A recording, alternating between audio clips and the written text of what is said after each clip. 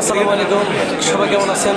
15 আগস্টের এই শোক দিবস উপলক্ষে আমরা একটা আয়োজন করছি শারজাহ রাশেদিয়াতে। এই যে আমাদের মনির ভাই, পলাশ ভাই, তারপর যাই আরও আমাদের সদ্যীয় বড় ভাই মোহাম্মদ আমির হোসেন, তিনিও আসছেন।